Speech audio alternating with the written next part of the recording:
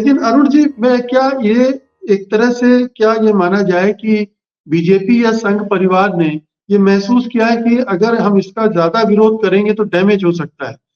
भले ही ये मुद्दा जितना हम विरोध करेंगे उतना बड़ा मुद्दा ये बनता जाएगा, और ये सोच के थोड़ा कदम पीछे खींचे, क्योंकि प्रधानमंत्री शुरू में तो विरोध कर चुके हैं और बड़ी तल्खी के साथ उन्होंने विरोध किया। नहीं नहीं, सरकार ने कोर्ट में विरोध किया है। बिल्कुल, कोर्ट में विरोध किया, करेक्ट। अरुण जी अनम्यूट कर लीजिए, अरुण जी।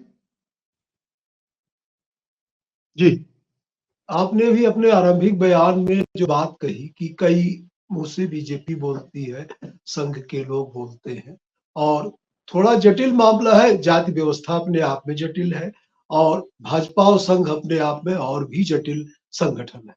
तो उसका जो है वो हम लोग तरफ पूर्वांचल में कहावत चलती है कि आगे चले तो एड़ी मारे, पीछे चले तो धूल उड़ाए। तो मतलब हर तरफ से जो है वो मामला करते हैं लोग जो है खेल। तो एक तरफ जो है, जो इंटेलेक्चुअल सर्किल है, जो एकेडमिक सर्किल है, उसमें बहुत जोर शोर से यह बहस चलाई जा रही है। आपने जे साईं दीपक का नाम सुना होगा। जे साईं दीपक है, एस.एन. बाल गंगाधर है, ये सब लोग बहुत जोर शोर से बहस चला रहे हैं कि जो कास्ट सिस्टम जो है ये ब्रिटिश इन्वेंशन है, वास्तव में भारत में जाति व्यवस्था थी ही नहीं। और ये बहुत एकेडमिक रिसर्च इस पे बहुत तेजी से चीजें हुई है। तो एक तो वो मामला चल रहा है, दूसरी तरफ राजनीतिक माहौल देख करके बयान दे देते हैं कि भाई करवा लो या फिर ना करवाओ। तो ये जो है वो बहुत ही कॉम्प्लिकेटेड स्टेप जो है बीजेपी इसमें ले रही है। लेकिन जो प्रैग्मेटिक बात जो अरविंद जी कह रहे हैं, जिसमें वोट का भी मामला है, जिसमें चुनाव का भी मामला है, वो सारी चीजें हैं। कास्ट सिस्टम के बारे में जो एकेडमिकली और जो प्रैक्टिकली जो चीजें दिखती हैं, मैं संजोग से जो है वो बार बार गांव मुझे जाना पड़ता है, तो जो चीजें हैं वो प्रस्तरीभूत है। सोशल स्टेटिफिकेशन जिसको कहा जाता है, कास्ट सिस्टम निश्चित तौर पे अभी भी गांव में जो अनटचेबिलिटी है वो प्रिवेल करती है। हम लोग इस पीढ़ी के लोग हैं, वो लोग अनटचेबिलिटी को रिमूव कर चुके हैं। हमसे पहले वाली पीढ़ी के लोग तैयार नहीं है, और इंटरकास्ट मैरिजेज और इंटरकास्ट डाइनिंग वगैरह भी काफी कम है। लेकिन माहौल में जो जाति की जो जनगणना हुई है, उससे बड़े जो है आख्यान क्या निकाले जाएंगे, बड़ी राजनीति क्या निकाली जाएगी और छोटी राजनीति क्या निकाली जाएगी, ये दोनों सवाल महत्वपूर्ण है।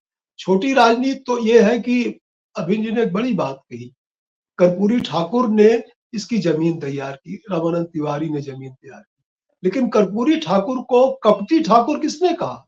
वो यही लोग जो मतलब मंडल की राजनीति के बहुत पुरोधा बने जो है, लालू प्रसाद यादव ने कहा उनको जो है, या अन्य लोगों ने कहा, और उनको 80 से 88 के बीच में कर्पूरी ठाकुर साइडलाइन हो गए, इररिलेवेंट हो गए।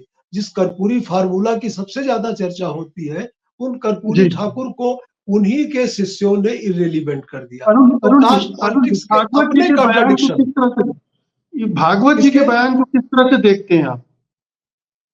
भागवत जी के बयान को मैं जो है वो एक तरह से जो भी जातियां जाति जनगणना चाहती हैं उनको करने के रूप में देखते हैं कि कहीं उनके बीजेपी के बढ़ते दायरे से वो बाहर न चली जाए।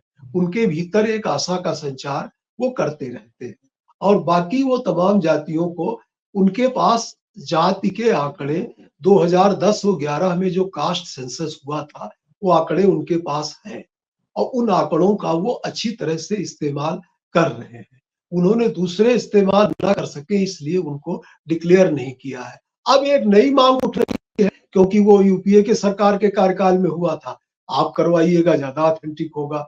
तो ऑथेंटिसिटी का भी सवाल उठेगा कि किसने करवाया और कैसे करवाया। बिहार की जाति जनगणना पे ऑथेंटिसिटी का भी सवाल उठ रहा है।